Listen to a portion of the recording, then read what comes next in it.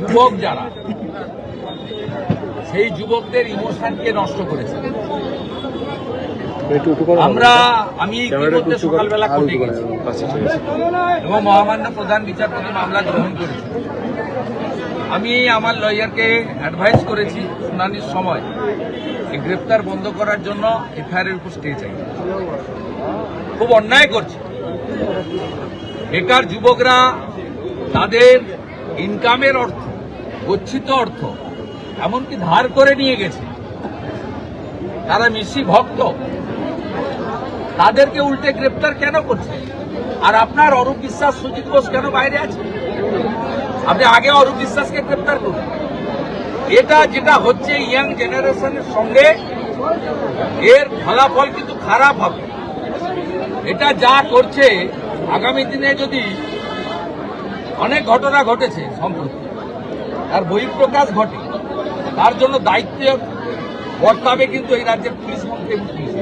ক্রেটের পর ক্রেট জল ঢুকিয়ে নেওয়া যায়, জলের বোতল ঢুকিয়ে নেওয়া যায়।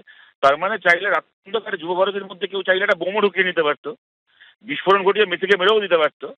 আর তারপরে মমতা ব্যানার্জি মেসির পরিবারকে 2 লাখ টাকা ক্ষতিপূরণ আর একটা হোমগার্ডের চাকরি দিতেন। ঘটনাটা কি ঘটেছে, ওখানে জল বিক্রির নাম করে অরূপ বিশ্বাসের ইলেকশন ফান্ডের টাকা তোলা হচ্ছিল। প্রথমে যুব ভারতীর ভেতর জলের বোতলকে নিষিদ্ধ করা হলো, বলা হলো যে ভেতরে জলের ব্যবস্থা থাকবে, কোনো ব্যবস্থা রাখা হলো না। একদিনে যুব ভারতী থেকে তোলা হয়েছে, অরূপ বিশ্বাসের লোক তুলেছে, অরূপ বিশ্বাসের হয়ে ইলেকশন, কদিন পরে ভোট আসছে, ইলেকশন করবে বলে। সুতরাং তৃণমূল কংগ্রেসের জোচ্চুরি, কালোবাজারির এর একটা উদাহরণ হচ্ছে এই ঘটনাটা। বিরোধীরা একযোগে নিশানা করেছে পুলিশ এবং রাজ্যের শাসক দলকে। ঘোষিত নিষেধাজ্ঞা ছিল, পুলিশের নজরদারি ছিল, তার ফাঁক গলে কিভাবে রাতের অন্ধকারে পেটির পর পেটি জল এবং খাবার ভেতরে ঢুকে গেল এবং কোন অদৃশ্য কারণে সকালে নজরে আসার পরেও কোনো ব্যবস্থা প্রশাসনের তরফে নেওয়া হলো না। সাধারণ ম্যাচগুলোতেও তো বোধহয় এই জিনিস দেখা যায় না। আবার শোনা গেছে সেগুলো আবার বহুমূল্য ছিল, বহুমূল্য। তো এখন আয়োজকদের তরফে তো বিরাট গাফিলতি বারবার দেখা যাচ্ছে। তারা কোনো ধরাকে সরা জ্ঞান করেছেন। তারা কখনো অভিযোগ আসছে ক্রীড়ামন্ত্রী আগের দিন 4 ঘন্টা বসেছিলেন, ফোন করা সত্ত্বেও তারা এসে বলেননি যে কি কি প্রোগ্রাম শিডিউল কিভাবে কি হচ্ছে। আবার পুলিশের বৈঠকগুলো তারা সিরিয়াসলি নেননি, একটা চরম ঔদ্ধত্য দেখিয়ে বেরিয়েছেন। এবার রাতে যদি তারা এসব পারমিশন দেন বেশি মুনাফার জন্য, এগুলো গরিত অপরাধ। আবার সকালে, এত সকাল থেকে লোক ঢুকেছে, সেই সময় আবার যদি পুলিশ বাধা দিত, তখন আবার কোনো নতুন সিন ক্রিয়েট হতো কিনা সেটা পুলিশ ভালো বলতে পারবে সেই পরিস্থিতি কি ছিল। কিন্তু মাঠে এই জল ঢোকা বা মাঠে জলের বহুমূল্য ওই বোতল, এগুলো মানে একদম ঘোরতর অপরাধ। মানে যে বা যারাই করে থাক বা যাদের নজরদারিতে গাফিলতি থাক, এটা তীব্রভাবে নিন্দাযোগ্য এবং যারা এর জন্য দায়ী তাদের আইডেন্টিফাই করে ব্যবস্থা নেওয়া উচিত। পুলিশের ভূমিকা নিয়ে একেবারে প্রথম দিন থেকে প্রশ্ন উঠতে শুরু করেছিল, যে প্রশ্ন আরো মাত্রা পেয়েছে পুলিশের এই আজব সাফাই সামনে আসার পর। এ নিয়ে প্রাক্তন পুলিশ কর্তা সলিল ভট্টাচার্য কি বলছেন দেখুন।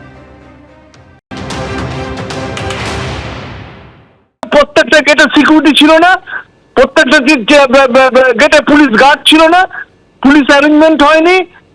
তখন কেন আটকালো না? যে জলের বোতল নিয়ে যাওয়া হচ্ছে, যখন ঢুকে, যখন র্যাম্প্যান্ট, যখন বিক্রি হচ্ছে, যখন ব্ল্যাক হচ্ছে জল, খাবার বিক্রি হচ্ছে, তখন তো কিছু অ্যাকশন নিল না।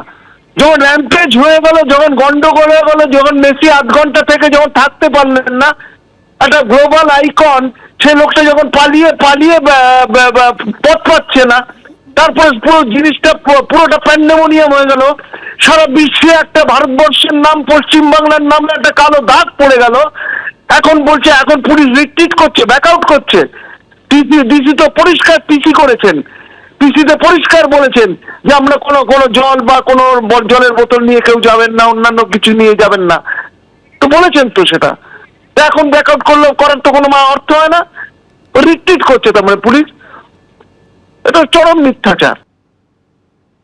ঘটনার দিন অর্থাৎ যেদিন মেসি শো বা ইভেন্ট হওয়ার কথা ছিল, যেদিন হয়েছিল, সেদিন যুব ভারতীতে যে তাণ্ডবের ঘটনা ঘটেছে, সেই ঘটনায় আরও দর্শককে গ্রেফতার করল পুলিশ। যুব ভারতীতে তাণ্ডবের ঘটনায় গ্রেফতারির সংখ্যা বেড়ে দাঁড়ালো 5। ধৃত বাসুদেব দাস, সঞ্জয় দাস, অভিজিৎ দাস সকালেই গ্রেফতার হন শুভ্র প্রতিম দে এবং অপরজন গৌরব বসু। ভাঙচুরের ফুটেজ দেখে গ্রেফতার করে বিধাননগর থানার পুলিশ। তাণ্ডব চালানো হয়েছে, পরপর চেয়ার ভাঙা হয়েছিল, বাকেট চেয়ার উপরে ভাঙা হয়েছিল, পরপর জলের বোতল ছোড়া হয়েছিল, গেট ভাঙার পর্যন্ত চেষ্টা হয়েছিল। ফুটেজ দেখে এদেরকে গ্রেফতার করেছে পুলিশ, অর্থাৎ ধৃতের সংখ্যা বেড়ে দাঁড়ালো 5। এবিপি আনন্দ, এগিয়ে থাকে, এগিয়ে রাখে।